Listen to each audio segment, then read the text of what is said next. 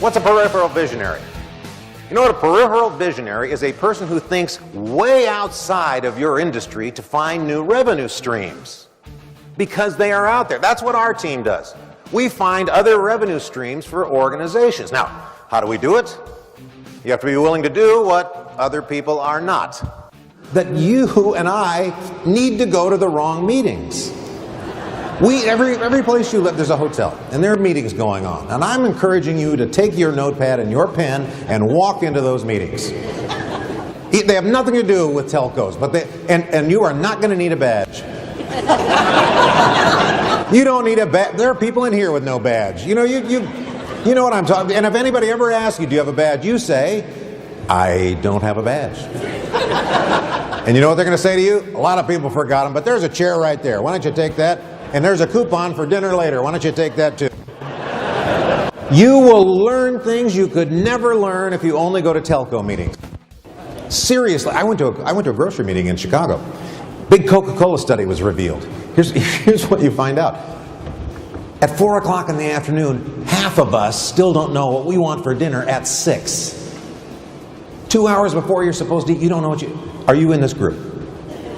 We're in this group. You call your spouse and say, hey, you know what you want for dinner? No, I don't know. I'm not even hungry. It's only 4. I don't know what I want. Well, okay, all right. I guess I'll go by the store and get one of them hot chickens then, I guess. That's what I'm... The grocery industry had to come up with a hot chicken for you because you can't decide what you want for dinner. Do you know this? 18% of the food that you buy never even makes it home. You're eating in the car on the way to some appointment. You know what that's a trend of? That's an indication that we are a time-starved society. We have no time. We can't plan meals 2 hours before we're supposed to eat it. Now, I'd never heard this put this way before.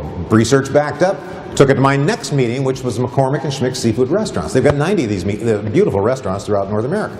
I convinced him to run his radio ads at 3:30 with the message, if you haven't decided what you want for dinner tonight, and we know you haven't, why don't you think about McCormick and Schmick's? We have 30 varieties of fresh seafood. We'll do the dishes for you. Go home to a nice, clean, warm home. He does it. Spikes revenue $2 million in 5 weeks. And you think, oh my, that's very creative, that's so inventive. No, it's not, it's theft. We stole an idea from the grocery industry and then put it on the restaurant industry. That's what I'm talking about.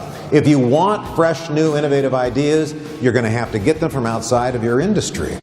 Ross Shafer is a former college linebacker who created America's only stereo and pet shop. His humorous approach propelled him into becoming a headlining stand-up comedian, and eventually an Emmy Award-winning network television host. But in 1994, Ross shifted his energies into producing 14 human resource training films and writing several best-selling business books on accountability, customer experience, and business relevance. A lot of organizations go down because they didn't realize they even had a blind spot. And then the senior vice president of sales cargo comes in, and then the vice president of the cargo. So there's 6 of us finally in this meeting. And they tell me we need to fill the bellies of 5,000 narrow aircraft. Well, we have some warehouses there at the airport, and we need to behave kind of like the way that the express people do. I said, have you thought about maybe partnering with Amazon? Maybe get some of their hottest items, put them in your warehouses so that you can same day ship them to all the little cities you go to and fill up the bellies of those planes. And hey, put the United logo there. And you need it way faster? For an extra $39, we'll ship it. They took that idea, they said, you know, this is $1 billion idea. If we just ship one more pet a day on each of our flights, we make $1 billion. And before I left the meeting, they had already contacted eBay and Amazon. Will I get a taste of that? No. Here's another example. Western Milling. They are a private label pet food manufacturer. One of the products that they sell is Old Roy dog food, and they do this for Walmart. But they would like to get more business. They would like to get it from the bigger companies like Purina and Nutrina. So we suggest to them, then you're going to have some business intelligence, find out what the competitive advantages are. They do this. We give them a whole plan. Here's what you need to do. You need to join their Facebook page. You need to get on their Twitter feed. You need to get their RSS feed.